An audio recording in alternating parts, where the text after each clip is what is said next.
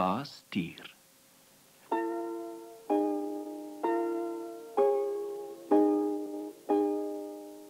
Baie lank gelede, toe die mense en diere dieselfde taal gepraat het, en Tier se hele lyf geel was, sonder 'n enkele streep, stap Buffel een aand huis toe na hy in die rivier gaan baai het. Hy neurie 'n liedjie met sy neus hoog in die lug, want in daardie dae het hy nog 'n reguit neus en bolop gehad.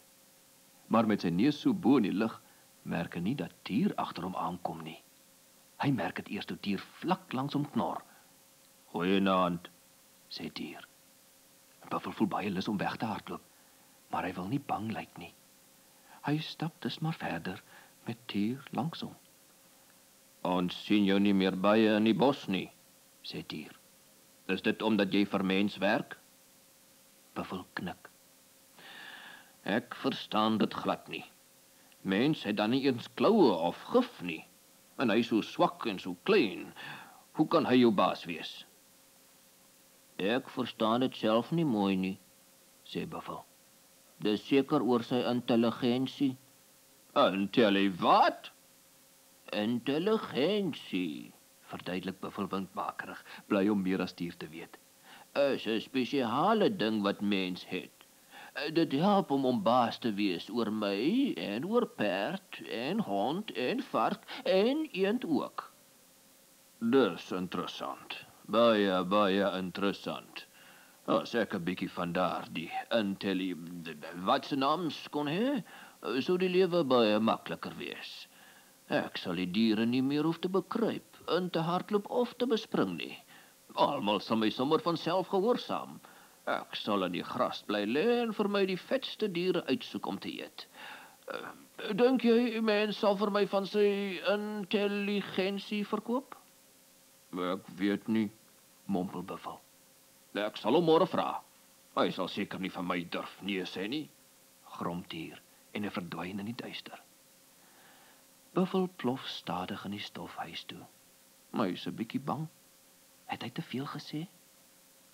Maar na hy geëet het, voel hy beter. Tier waag dit nooit in die rysvelde nie, dink hy voor hy aan die slaap raak. Maar toe Buffel die volgende oggend saam met sy baas by die rysveld opdaag, sien hy dat hy verkeerd was. Tier sit klaar daar en wag. "Moenie bang wees nie, kleinbaas mens," sê Tier vriendelik. "My bedoeling is vreedsaam.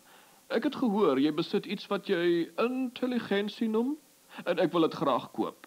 Jy moet dit maar liewer gou verkoop hoor, want ek is haastig. Ek het nog nie my ontbyt gehad nie." Buffel voel kwaad vir homself. Maar toe hoor hy die boertjie sê: "Wat 'n groot eer. Baas Tier besoek my nederige rysveld en bied my die geleentheid om so 'n pragtige groot dier te dien." En hy buig asof hy voor die keiser staan. Tier is baie gevlei en antwoord: "Dankie vir al die mooi woorde, maar dis nie regtig nodig nie. Ek het maar net gekom om wat se naams te koop." "Te koop?" onderbreek die boertjie hom. "O nee, ek dring daarop aan om dit vir u te gee, as aandenking aan die gedenkwaardige besoek, wat vir my 'n groot eer is." "Dis baie gaaf van jou. Ek het nooit gedink mense het sulke goeie maniere nie," brom Tier. Maar hy dink: "Wat 'n lekker oggend. Eers word ek soos 'n koning verwelkom, dan kry ek intelligensie verniet, en dan eet ek die boertjie vir ontbyt en Buffel vir middagete." Toe hy hieraan dink, fonkel sy oë soos 2 groen sterre en hy sê: "Jy gaan dit nou dadelik vir my gee, né?" "Al te graag, maar ek laat dit altyd tuis wanneer ek in die veld kom werk," antwoord die boertjie, wat die hongerglans in Tier se oë gesien het.